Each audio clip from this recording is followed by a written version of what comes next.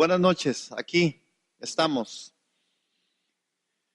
esperando que el Señor nos alumbre en esta hora, como es la promesa en su palabra, ¿verdad? Dice que su espíritu es el espíritu de la realidad, y de eso estamos conversando algunos martes atrás, la realidad del espíritu y la palabra.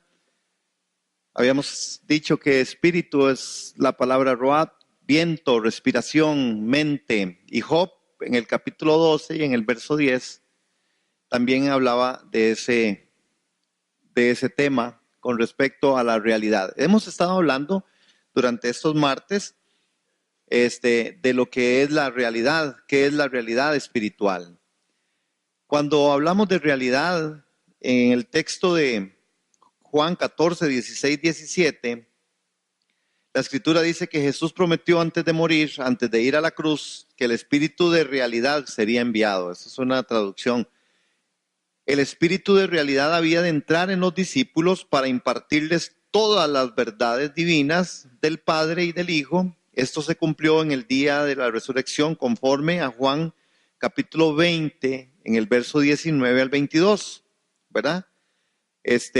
Habíamos hablado también de que la palabra griega usada para llenos es pleto, que significa llenar exteriormente. Igualmente, habíamos hablado de esa llenura interior, que los hijos de Dios deben comprender que para el Señor todo asunto espiritual tiene una realidad. Hermanos, cuando nosotros hablamos de la realidad del espíritu, estamos conversando de esto, de una vida que trasciende en el carácter de la escritura, de una vida que de verdad camina con respecto a la palabra. Uno, si entra en el análisis, el domingo, como yo cuando predico, no sé lo que digo a veces, tengo que oírlo y ya los lunes empiezo a reflexionar. Y yo dije, qué bueno ese hombre que estaba predicando. Es decir, hay algunas verdades que están ahí, que de verdad son del Espíritu. Hermanos, vean, y tal vez esa es la ocupación que uno tiene de la parte de servicio o de servir en medio de una comunidad de fe.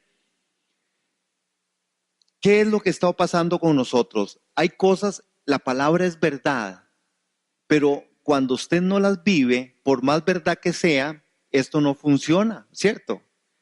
Es como todo, yo le puedo decir a usted, tenga las llaves del carro y aquí está el carro, pero si usted no va y agarra el carro y lo arranca y se lo lleva, no pasa nada. Usted podrá tener las llaves si quiere y usted podrá tener la autorización de salud, pero si no lo hace, no va a funcionar. Yo siento que la palabra en este tiempo, la palabra de verdad, o la palabra que es la realidad, el espíritu de la verdad, es que a veces lo tenemos y nosotros lo sabemos. Por ejemplo, por eso es que uno dice, bueno, ¿qué es lo que aquí no sabemos? Por ejemplo, de los que estamos aquí, posiblemente nosotros conocemos muchas verdades, pero el punto está en cuántas de estas verdades están siendo una forma de vida en mí. Ese es el punto. El punto es cuál es la realidad que nosotros estamos viviendo. Porque las realidades espirituales, y dijimos, ¿qué es la realidad espiritual? ¿En qué consiste la realidad espiritual? Y el Señor dijo que Él es espíritu y los que le adoran en espíritu y en verdad es necesario que le adoren. Que la palabra verdad también significa realidad. Es decir, ¿qué es la verdad? ¿Qué es la realidad? La realidad es lo que Él dice. Él es espíritu. Hermanos, nosotros no vamos a lograr tener ninguna comprensión de vida, comprensión de vivencia en la parte espiritual si no la prolongamos en nuestro caminar. Es decir, yo puedo conocer muchas cosas y no está mal conocerlas. Por ahí es donde Dios empieza a trabajar, ¿verdad? Primero usted tiene que conocer, porque si usted no conoce, usted menos que va a caminar, ¿verdad? Entonces, uno conoce primero y está bien, ese conocimiento es importante, ese conocimiento es bueno, pero el conocimiento debe pasar a ser una vida, ¿ok? Entonces, esta parte de la realidad y en lo que hemos venido trabajando tiene que ver con que el espíritu de verdad es el espíritu de la verdad. Lo consiguiente, la realidad espiritual tiene que estar en el Espíritu Santo, hermano. Yo vengo insistiendo, para mi vida y para los que me escuchan, ¿verdad? Yo tengo el Espíritu Santo, ¿verdad? Usted también lo tiene. El punto no es si lo tengo o no lo tengo. Bueno, es importantísimo tenerlo. El asunto está en quién es el que está dirigiendo mi vida. Porque ahí sí yo tengo que hacer la gran diferencia. Porque por más que usted tenga el Espíritu Santo, hay mucha gente que no es el Espíritu el que lo guía. Es el mismo pensamiento, las mismas formas, las mismas situaciones. Cuando, por ejemplo, pasamos por crisis, la crisis es un momento para desarrollar esa vida del Espíritu. Pero es cuando menos queremos, máxime si es una crisis que tiene que casi siempre afecta la parte emocional o sentimental, ¿verdad? Entonces, si estamos pasándola mal y estamos pasando en crisis, hermano, lo menos que usted va a querer hacer es orar. Y tampoco le va a gustar venir como mucho a la iglesia. Es decir, porque la crisis te tira hacia otra cosa. Uno se desespera, hermano. Uno se angustia y en la desesperación y en la angustia usted busca otras respuestas. ¿Por qué? Porque la realidad espiritual que está ahí, que es la que nos puede sacar adelante, a veces es como, tal vez ahí discúlpeme en el ejemplo, pero es como la famosa medicina de la homeopatía, ¿verdad? La homeopatía, dicen los que saben y yo que leo un poco, que es muy buena. Pero el proceso los procesos son muy lentos, ahí va. Llega un momento donde que parece que hacen, ¿verdad? A mí me hace mucha gracia porque son como unas bolitas, ¿verdad? Entonces uno dice, ¿será que esas bolitas me van a hacer algo? ¿Verdad?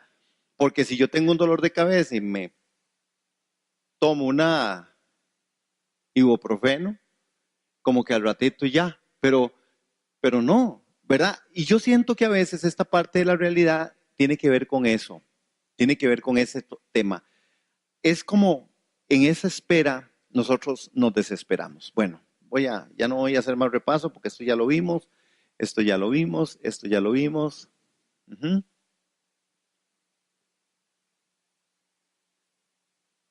¿Se acuerdan? Hablamos de Nicodemo. ¿Quedó claro lo de Nicodemo? Ok, entonces la realidad en el libro en el libro de Hebreos, los 7 aspectos, que cada aspecto es una realidad que se experimenta y que se vive, hermanos. ¿Está bien? Entonces, ¿cuál es el objetivo que nosotros nos trazamos con este tema, hermanos? Para que usted no se me duerma ni se aburra. Es que a cada aspecto que menciona el libro de los Hebreos, usted tiene que agregarle la particularidad suya. Eso es una verdad, es una realidad en mi vida. Pero con toda honestidad, porque si nosotros hacemos ese ejercicio, hermanos, las cosas empiezan a cambiar, ¿verdad? Amén. Ese amén se oyó por todo el mundo. Vea que eso sí es una realidad. Ok, aquí vamos, dijimos que el primero ya lo vimos, ¿verdad? Fijar los ojos en Jesús, ¿verdad? ¿Sí se acuerdan? Vamos al segundo. El segundo es que nos apartemos del mal y que nos animemos unos a otros. Hebreos capítulo 3, en el verso 12, Hebreos capítulo 3, 13, 15 y en Hebreos capítulo 10, nosotros podemos ver que ahí están esos consejos. ¿Y qué vamos a decir con respecto a esta parte? Bueno, lo siguiente.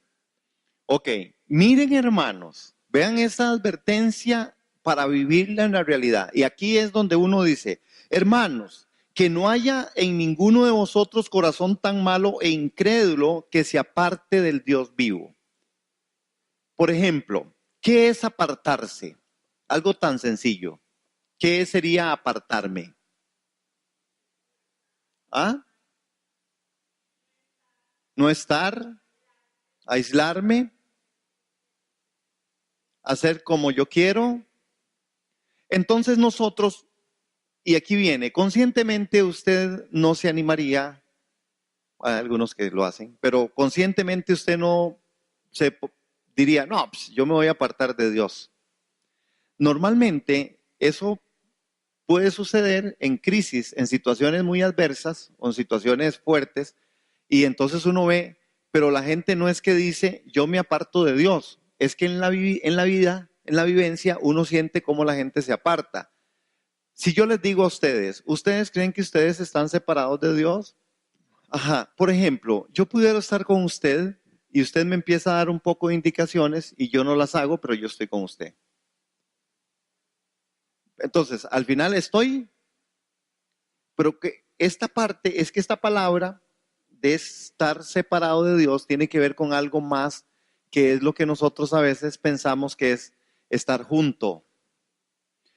Esta parte del separado, que ninguno de nosotros haya un corazón de incredulidad. Es que, y tenemos que entonces ver qué es la parte de la incredulidad. Vamos a cuidar de nuestros corazones, que seamos vigilantes de nosotros mismos, que sigamos creyendo en Él. Pero yo digo en esto, hermanos, ¿qué es creer en Él? Es que este tema y este tema es muy escabroso en el libro de los Hebreos. Pero ¿qué es creer en Él? Creer en Él, si yo creo en alguien, es como si yo me pongo una venda y me ponen a caminar por allá arriba del techo y yo camino, si hay alguien que me va diciendo, vea, ponga el pie aquí, agárrese de aquí. Eso es realmente creer.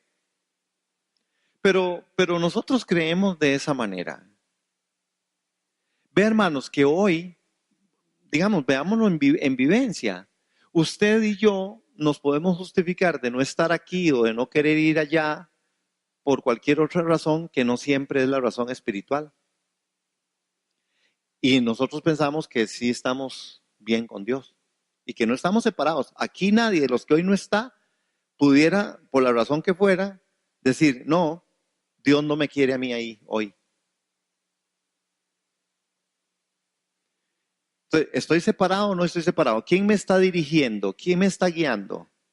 Por eso a mí me gusta hablar así de los que están, porque los que no están no se van a dar cuenta, no les cuenten. Pero ¿cuántos de los que no están siendo guiados?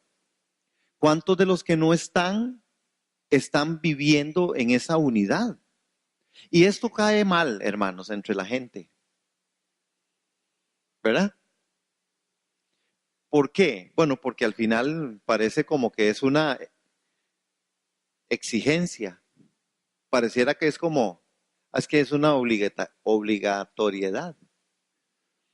Es que, hermanos, si yo digo que yo estoy siendo guiado y estoy junto al Señor, estoy siendo guiado por el Espíritu, yo debo hacer todo lo que el Espíritu de Dios me diga. Entonces, ¿quién es la persona que vive totalmente dirigida por el Espíritu? Hermanos, y no fantasiemos con cosas, ni espiritualicemos lo que no hay que espiritualizar. Pero si usted quiere ser dirigido y yo quiero ser dirigido por el Espíritu, yo puedo preguntarle al Espíritu qué es lo que yo tengo que hacer. Aparte de que hay otros instrumentos que están escritos de lo que yo sé que yo debo hacer y cómo debo dirigirme y cómo debo comportarme en mi vida cristiana. Entendiendo por la fe que la palabra sazonada y la palabra interpretada tiene para mí una respuesta. Entonces, no hay donde perderse, hermano. Porque las cosas que son difíciles de entender de la escritura o de interpretar no son las que a nosotros nos sacan. A nosotros nos sacan las cosas del diario vivir. Por ejemplo, no se ponga el sol sobre vuestro enojo.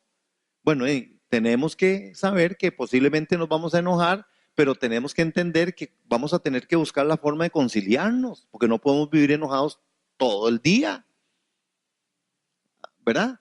Pero ¿cuántas veces nosotros dejamos en el tiempo? Y digo de cosas así tan sencillas. Por ejemplo, dad gracias a Dios por todo, ¿verdad? No importa donde usted lo interprete, ¿qué es dar gracias a Dios por todo? Y dar gracias a Dios por todo. No es tan fácil, más cuando usted lo está viviendo, y más cuando usted tiene una circunstancia adversa, y más cuando usted le está doliendo lo que le esté doliendo, hermano. Eso es muy rudo, eso es muy duro. Pero eso que es duro y que es rudo no quita lo que la Escritura dice, que hay que darle gracias a Dios por todo. Entonces, nosotros muchas veces en la realidad no vivimos el Evangelio. Nosotros nos salimos, nos damos permiso de salirnos. y lo justificamos, es que es muy duro, es que es muy difícil, es que es muy grueso, es que es, ¿verdad? Y seguro Dios dice, sí, cierto, es durísimo, pobrecillos, ¿verdad? Pero eso no nos justifica a nosotros de que no. Es que vea, lo que pasa es que nosotros podemos pensar diferentes todos, pero hay algo que no va a claudicar, es la verdad que está escrita. Por ejemplo, vea, yo puedo tocar aquí temas muy sensibles, de aplicación muy práctica, ¿verdad?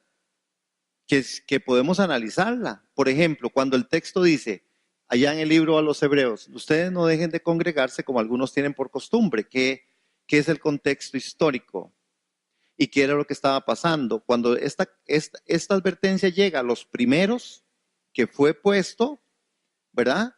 Les están diciendo, hay una forma en la que ustedes pueden mantenerse en la unidad y es estando juntos como comunidad de fe.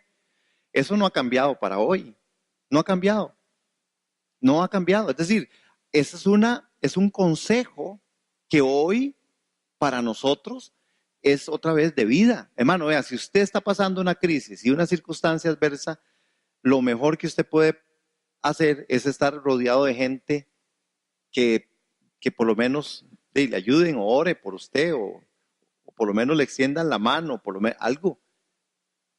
El aislarse en medio de las crisis, hermanos, lleva a mucha gente a suicidarse, a otros llevan. Entonces, hay mucha gente que pudiera pensar, no, yo no necesito congregarme, digamos, pudieran pensar, pero el que usted piense eso no lo autentica. No, la escritura sí lo dice. Oren, la escritura sí lo dice. Den, la escritura sí lo dice. Canten salmos, sí, la escritura lo dice. No dice cómo, si con gritos o con rock o hip hop, ¿verdad? Pero canten, alábenme. Es decir, no hay donde yo me pueda salir de algunas argumentaciones que están sumamente claras, ¿verdad? Hay otros temas más difíciles como el tema de salvación y el tema de, ¿verdad? Que son temas de mucho más amplitud y de, ¿verdad? Y de posiciones o la parte escatológica, ¿verdad? Si nos vamos, si nos quedamos, y, ¿verdad? Etcétera. Pero en las cosas de la vida y de la piedad, diría el apóstol Pablo, hay cosas que la gente quiere pensarlo porque le conviene, hermano. Por ejemplo, dice que yo tengo que estar en paz con Dios y en paz con los hombres. ¿Verdad? Esa es una parte de una ordenanza o de una argumentación que la escritura da que me invita a mí a estar en paz con Dios. ¿Y cómo yo estoy en paz con Dios? Caminando en fe, caminando en santidad, caminando en aquellas cosas que Él me enseña, ¿verdad?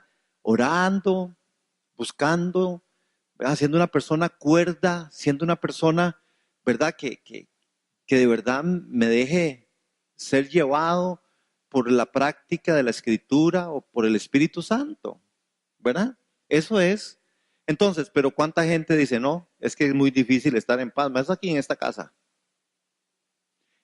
Es verdad, y seguro sí cuesta mucho, pero el que a usted le cueste vivir en paz en medio de la familia no significa que es que la escritura me está diciendo que entonces si quiero lo hago, si quiero no lo hago.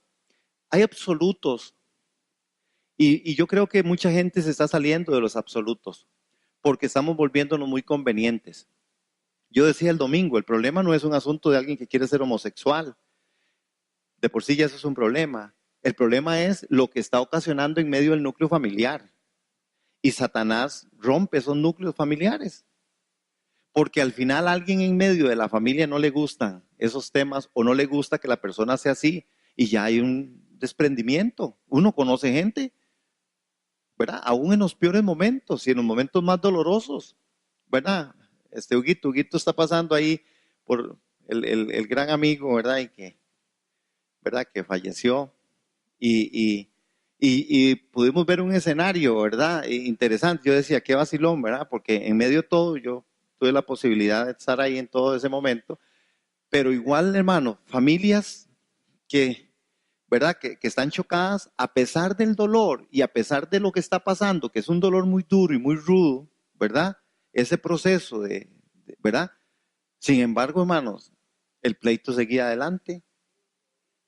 todavía sí, imagínense, todavía sigue. Es decir, ¿qué podrá evitar esa crisis?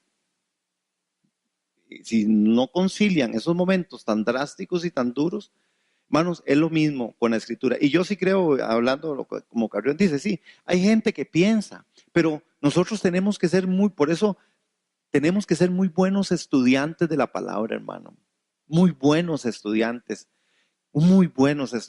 para no salirnos, hermanos, porque tampoco se vale. Yo conozco gente que estudia la Biblia para, para caminar en otro lado y tratar de decir, no, es que eso no es así, es que eso no es así.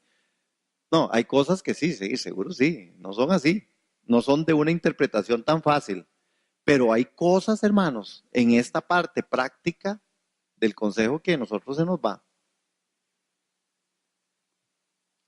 Hijos, obedezcan a sus padres, porque es el único mandamiento con promesa. Hermano, ¿cuál interpretación más le voy a dar? Hermano, vea, ¿y quién puede quitar? Es que hay cosas de cosas. Un hombre argumenta lo siguiente, dice, como Jesús escupió en el suelo y puso barro en los ojos de aquel hombre y lo sanó,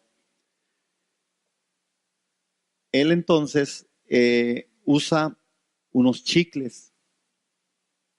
Entonces él en medio de la administración da chicles y él dice, si usted no está enfermo y se come un chicle, usted se enferma. Pero si usted está enfermo y usted se come este chicle, a través de este chicle, Dios lo va a sanar. Y usa toda la argumentación de Dios. No soy yo, dice, es Cristo el que lo sana. Dígame, es decir, otra vez, usted y yo podríamos decir, oh, hay algo que no está bien. Sin embargo, casi la mayoría de cosas que está diciendo están bien. Sí, Jesús es el que sana. Sí, Jesús sí sanó. Aquel hombre con barro escupió, y, ¿verdad? Eso está ahí en el texto. ¿Dónde está el tema? ¿Dónde es que yo me salgo? ¿Qué es lo que pasa en donde quiero tomar, quiero tomar algunas de las situaciones históricas y trasladarlas y traérmelas a este tiempo, literalizarlas y poder decir, bueno, yo no voy a escupir en barro, pero le puedo dar un chicle?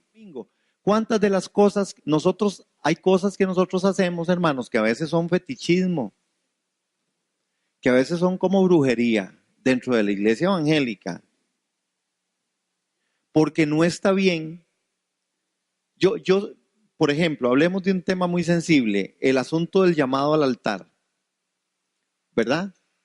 Que la escritura nos tiene y nos deja la apertura, ¿verdad? Dice que los que cuando habla de las personas que ministren, que oremos unos por otros, ¿verdad? Dice la escritura que la oración de fe puede mucho, pero ¿cuántas veces, hermanos, en medio de la vivencia cristiana, que es donde está el problema, se pasa una, dos y se sigue pasando sobre la misma situación en donde el asunto está en que la persona que quiere ser ministrada, hermano, no quiere ejercer su cambio? ¿Me doy a entender? Es decir, yo puedo pasar que oren por mí 50,000 veces, pero sigo en mi mismo comportamiento, sigo en mi mismo pensamiento. Y es que se trata de que si podemos ministrar y podemos orar unos por otros es porque hay una actitud de cambio en lo que yo digo, bueno, voy a confiar en el Señor por este asunto. Pero hay gente que usted la ve y por eso es que a veces, hermanos, por eso yo digo, la oración a veces se trata como fetichismo, que no es la oración la que va a hacer algo, es la fe en medio de esta oración, hermano, porque hay gente que solo repite, hay gente que solo ora, hermano, y está orando y pensando en cualquier otra cosa. ¿Dónde tiene poder la oración? En el espíritu. No es orar por orar, no es fe en fe. Yo puedo pararme aquí y predicar muchas cosas y bosquejar muy bonito. El tema está, si el espíritu no viene y levanta una palabra, esa palabra no va a funcionarme en mi vida, hermano. Es una actitud, yo coopero con Dios en medio del tema. Ahí están las escrituras, hermano, pero si usted no la lee y usted no la estudia y usted no se mete un poquito más allá, indagando, buscando, investigando, hermano, sí, usted se la lee en un año, todos los años. Hay gente que lee la Biblia todos todos los años se la leen. Y usted dice, pero entonces, ¿dónde está todo ese cúmulo de entendimiento? Es porque a veces no hay otra dinámica que me profundice, y la profundidad tiene que ver con lo que yo, si a mí la escritura me confronta. Por ejemplo, si yo digo, voy a leer, sean santos porque yo soy santo y sin santidad nadie verá al Señor, y yo eso no lo tomo para mi vida y empiezo en mi diario a vivir, a caminar, pensando en eso, confiando en eso, orando por eso y creyendo eso, hermano, no me llega. No me llega. Sencillamente, sí, sin santidad nadie verá al Señor. Yo digo, sí, sin santidad nadie lo va a ver. Pero ¿qué estoy haciendo yo? Yo tengo que ser promotor. Cuando Dios nos hace a nosotros, Dios no nos robotiza. Dios nos da la posibilidad de pensamiento, de inteligencia. Dice que la escritura es buena para redarguir, para enseñar, hermanos, para sacarnos de una forma. Pero yo soy responsable de asumir esa escritura y decir, Señor, de verdad. Entonces, si yo digo, sin santidad nadie verá al Señor, debo empezar entonces a averiguar a través de la escritura qué es santidad. Y empezar a ejercitarme en medio de esos puntos que la escritura me enseña de qué es vivir en santidad. ¿Sí? Hermanos, eso es, y gracias por el aporte, eso es la fe en acción, hermano, porque otra vez, yo tengo que confiar y creer que las personas que están orando por mí, ¿verdad? Están orando conforme a la palabra, en la guía del Espíritu Santo, pero que yo soy el que tengo que ejercerlo. Es que, otra vez, es que para Dios es muy fácil. Para Dios sería muy fácil hacer muchas cosas. Usted maneja el universo. ¿Qué más quiere? ¿Verdad? Pero, ¿qué pasa conmigo? Yo soy el que debo confiar. Yo tengo que creerle al Señor, porque otra vez es creer a Dios por lo que Él dice en su palabra. No es creer por aquellas cosas en las que yo pudiera salir adelante. Porque a veces uno se vuelve muy yoísta. Y entonces uno piensa que es, bueno, no, yo, ¿verdad? Y quizás Dios de verdad quiere que usted trabaje otras áreas de su vida y más bien que deponga esas actitudes. Porque hay gente que sale esto que decía Alex, ¿verdad? Y hay iglesias, hermano, salen golpeados. ¿Por qué? Por lo mismo, porque no se manejan las cosas como tienen que ser manejadas de la forma adecuada. Y nadie se anima tampoco a parar situaciones que debieran de pararse, ¿cierto? Entonces tenemos que tener todo ese cuidado. Con respecto a este tema, en este capítulo 3, dice esta parte que no endurecer el corazón, ¿verdad? El autor de Hebreos está esforzándose en demostrar la exclusiva supremacía de Jesús, ¿verdad? Y entonces ahora cambia un argumento a la exhortación e insiste en las inevitables consecuencias de endurecer el corazón. Ahora el autor de Hebreos está tratando de decir, bueno, en la provocación, en la tentación, ¿verdad? Dice, ustedes no caigan, ¿verdad? Refiriéndose al pueblo de Israel, ¿verdad? Que tentaron y provocaron a Dios, ¿verdad? Y se traduce dos palabras hebreas que son nombres de dos lugares en estas dos, provocación y tentación. Y cuando yo estaba haciendo este asunto, pude ver en donde esa parte, no endurezcáis vuestros corazones como en la provocación, en el día de la tentación, dice el libro de los Hebreos. Ahora bien, las dos frases, esta frase provocación y la frase que también se encuentra ahí como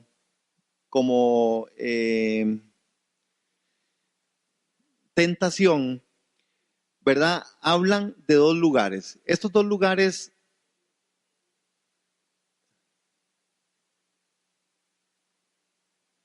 es Masá, que aparece en Éxodo 17, 1 al 7, y Meriba, en Números 20, del 1 al 13. ¿Qué fue lo que pasó ahí? Entonces, vean, hermanos, que en medio de esto, y vamos a ir a esos textos, porque esos pasajes cuentan, ¿verdad?, el incidente de la peregrinación de Israel, y estaban pasando sed en el desierto, ¿verdad? Y con Moisés se encuentra el tema, ¿verdad? Y Dios le dice a Moisés que vaya y habla y le hable a la roca. Vamos a ver, vamos ahí a a Éxodo 17, del 1 al 7, para entrar un poquito en el pensamiento del libro de los Hebreos. ¿Qué dice? Vamos a ver. Sí, porfa.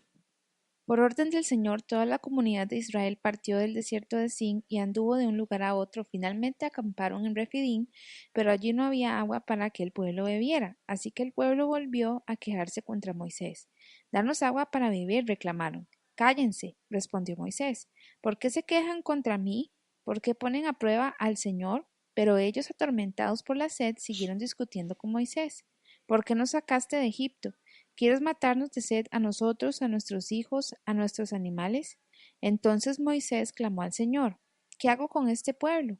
Están a punto de apedrearme. El Señor le dijo a Moisés: Pasa por delante del pueblo, toma tu vara, la que usaste para golpear las aguas del Nilo, y llama a algunos ancianos de Israel para que te acompañen.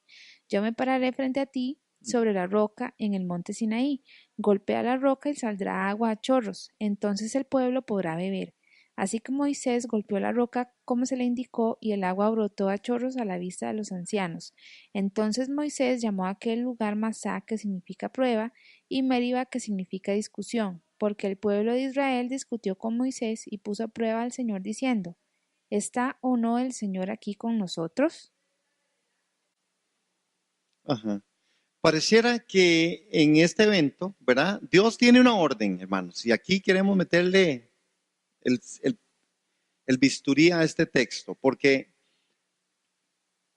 a veces en la vivencia de la iglesia de hoy pareciera que Dios es un Dios distinto al del Antiguo Testamento. Vean lo que Moisés hace.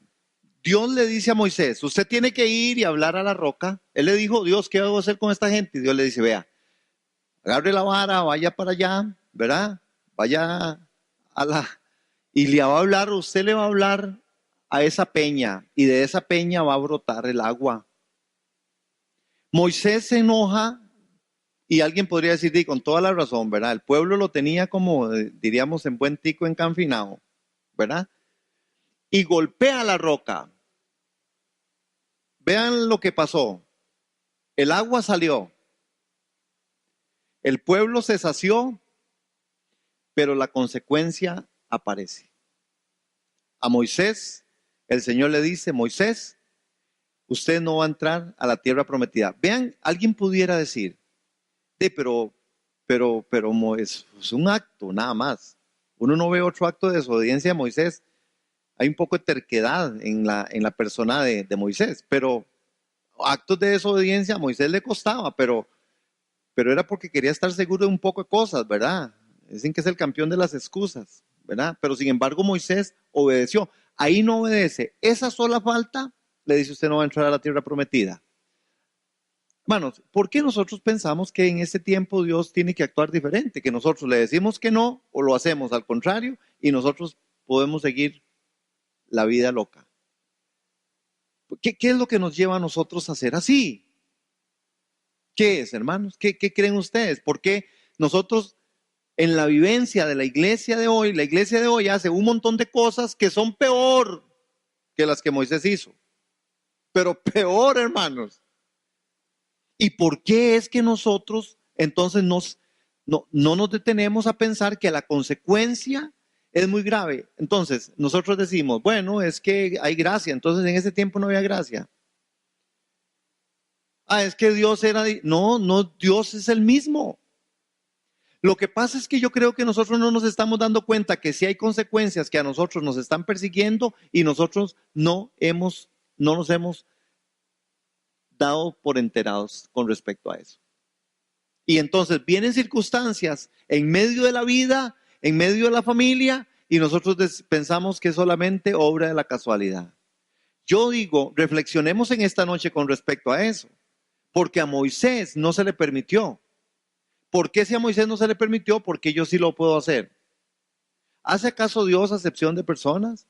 Yo creo que es que la severidad en el texto, ¿verdad? Que aparece así: Moisés, el Señor le dijo, ciertamente usted no va a entrar a la tierra prometida. Hermano, nosotros hoy estamos de la misma manera. Hay cosas que el cristianismo y la iglesia se está perdiendo, y yo creo que es causa de los justos juicios de Dios. Hermanos, ¿dónde está el poder de la iglesia? ¿Dónde? Las manifestaciones del Espíritu Santo en medio de la iglesia, hermanos, van en decadencia y algunos son inventados. Porque hay algo que estamos haciendo y no estamos tomando en cuenta que Dios quiere que las cosas sean hechas como Él dice en su palabra que sean hechas. La palabra decía a Moisés, usted tiene que hablarle, no tiene que golpearla. Ese incidente, hermanos, en medio de esa le valió a este hombre de no entrar a la tierra prometida, hermanos. De ninguna manera entrarán en mi reposo. Quiere decir, de ninguna manera entrarán en la tierra prometida. Hermanos, eso fue muy fuerte. La tierra prometida para ellos era el lugar de reposo. La enseñanza es que la desconfianza y la desobediencia de Israel le impidieron entrar entonces a gozar de las bendiciones de Dios. Y entonces nosotros pensamos hoy, ¿por qué hay tanto el efecto fuerte de bendecidos? Y la iglesia sigue pensando, es que necesitamos ser bendecidos, es que usted tiene que ser bendecido. Y es un bombardeo, hermano. ¿Qué vamos a ser bendecidos si nosotros no estamos haciendo lo que Dios quiere que nosotros hagamos? No va a ser la excepción. O hacemos lo equivocado, obedecemos con tal de obtener algo. Otra forma de desobediencia.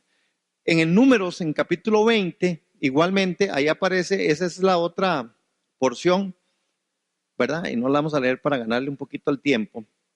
Pero tiene que ver con lo mismo, hermanos. Un acto de desobediencia. Entonces, ¿qué es el consejo que nos da el libro de los Hebreos? Vea, no endurezcan el corazón como en el día de la provocación. ¿Por qué es que el corazón se endurece? ¿Por qué es que nos endurecemos? Ay, pasé para el otro lado.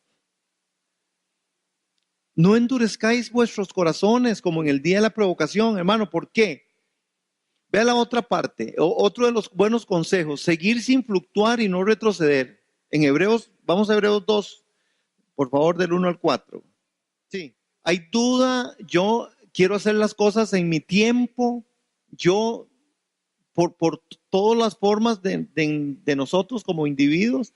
Entonces quiero hacer las cosas como yo creo, yo no tengo la paciencia, a veces no tengo el discernimiento, decía Alex, de discernir qué es el corazón de Dios en medio de todas las cosas. Entonces me voy de buenas a primeras a hacer lo que yo creo o lo que oí.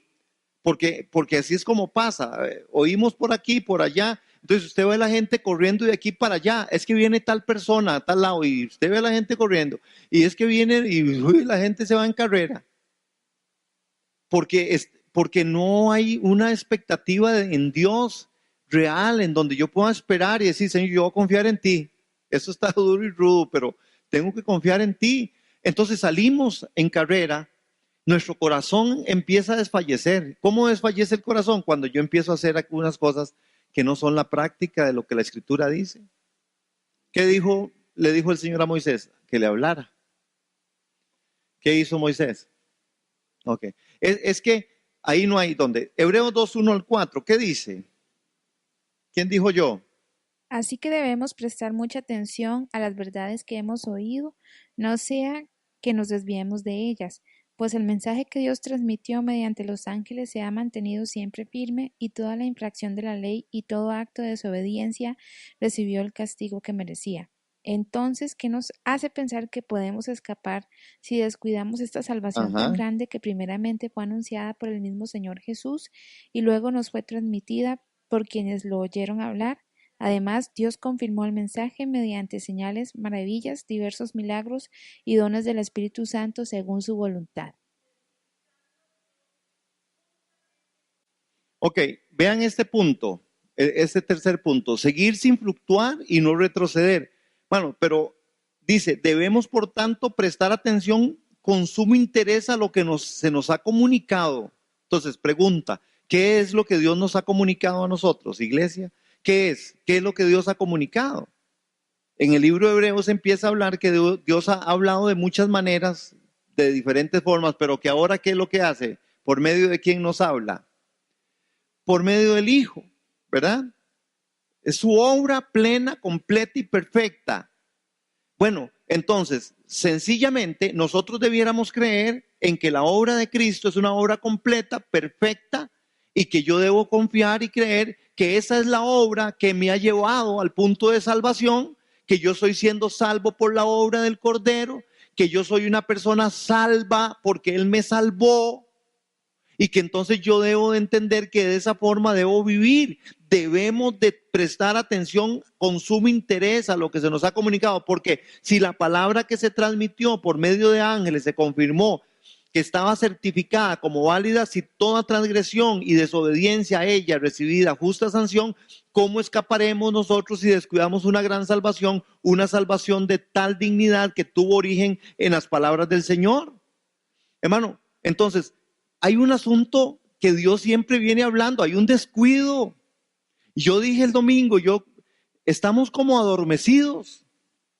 Hermano, estamos adormecidos. Vea, uno cada día ve más, es más pesado, es más tedioso, hermano. Mira lo que cuesta enseñar ahora. Porque cuesta, porque hay mucha pesadez, porque hay algo que, hermano, de verdad te aplasta, hermano. No todo el mundo quiere pagar el precio. Y cada día son menos los que quieren pagar el precio. Más bonito estar viendo la novela o viendo el partido. Y sí, o en la cama, o sí, si usted trabajó todo el día, y sí, está legal. Es más, ni pecado es, pero el punto está cuando yo voy a ir más allá. Yo no puedo descuidar una salvación más grande. Hay dos cosas que argumenta aquí el autor de los Hebreos, ¿verdad? Tiene en mente dos revelaciones que se dieron ahí. Hay dos revelaciones de Hebreos 2:1-4 y que tiene que ver con esto, hermanos. Con la parte de la ley y con la parte de Jesucristo. Él dice, ¿verdad? Él dice que lo que se recibió, la primera revelación de la ley que se transmitió por medio, ¿se acuerda cuando a Moisés se le dieron los mandamientos? La ley de Dios, ¿verdad? Se le dio. Y el autor de Hebreos está diciendo, vea, si esa ley que se le fue dada a Moisés en otro tiempo, y cuando las personas no quisieron hacer caso, la palabra que se transmitió por medio de los ángeles dice, y que se confirmó como válida, y la transgresión y la desobediencia de ella recibiría una justa sanción, ¿cuánto más? Dice, ¿cuánto más? Si Dios no pasó por alto que la ley fuera, ¿verdad?, transgredida, ¿cuánto más ahora que ha venido una nueva revelación que es que Él nos habla a través de Jesucristo?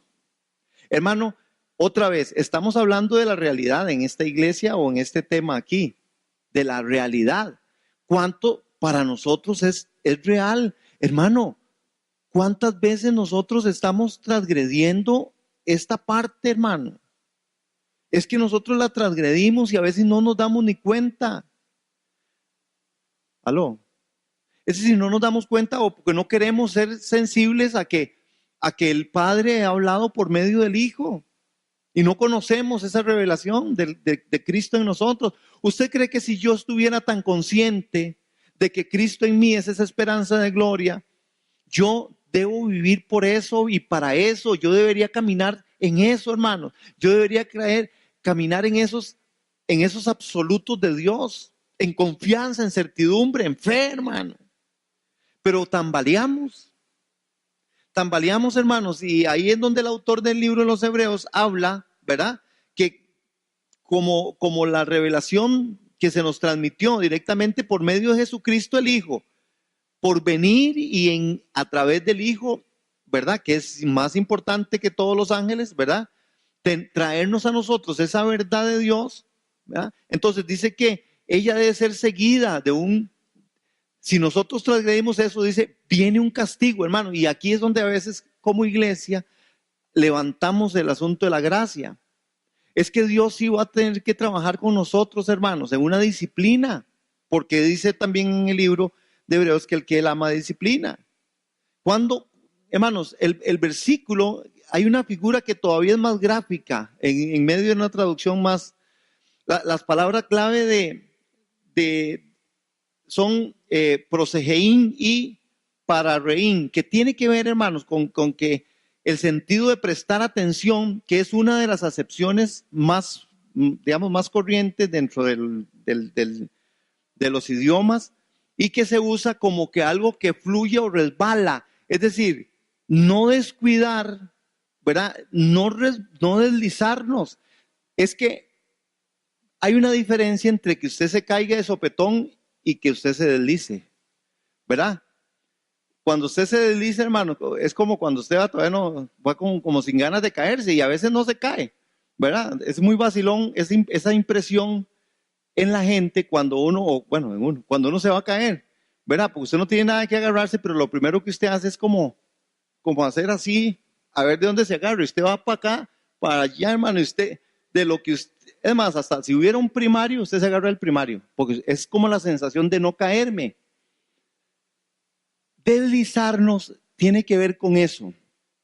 Deslizarse tiene que ver con un asunto que va de una forma, hermanos, muy sutil. Es como que usted va y la última sensación es cuando ya usted se va a caer, pero cuando usted se va deslizando, hermano, ese desliz usted empieza a hacerse, hermano, y ahí va. Hay personas que se empiezan a deslizar en la fe. Hay gente que en principio de su cristianismo, ¿verdad? Era gente de oración, de ayuno, de despertar temprano, de orar. Y poco a poco, hermanos, poco a poco se fueron deslizando y ya hoy no lo practican. Otra gente que era, por ejemplo, gente muy intensa con respecto a la parte de ir a dar testimonio, evangelizar. Mano, y era una gente que le daba, y, ¿verdad? Y de un pronto a otro, hermano, se deja, se deslizan y cuando usted se da cuenta ya está sentado, ya no lo hace. Hermanos, esos deslices, esas cosas que se van dejando, hermanos, se van dejando porque usted llega a momentos de cansancio, a momentos de situaciones distintas, a que, bueno, no, eso era cuando yo estaba empezando, es que cuando uno empezaba así todo el fuego del espíritu y, ¿verdad? Y esas ganas y usted no faltaba ningún culto, es más, y si no había culto, usted se inventaba uno. Pero ya después, hermano, usted le tiene que luchar para llegar el domingo. Es rudo. Ese es un desliz, hermanos. Es un deslizamiento que la iglesia tiene que, por eso yo estoy diciendo, y yo sé que posiblemente por el Espíritu, que hay que despertar, hermano. ¿Por qué? Bueno, porque el autor de Hebreos clasifica estas dos formas aquí como una transgresión, como desobediencia, hermanos. ¿Verdad? Que él dice que transgresión para el autor de Hebreos es pasar la línea, es pasar el lindero. ¿Se acuerdan cuando el Señor le dijo a Moisés, Moisés, yo voy a hablar con usted, pero no me mande ninguno de esos, y que nadie pase el lindero, porque el que pase el lindero lo hago quemado? Yo anhelo ese Señor, yo anhelo ese Dios, y para mí Dios es ese.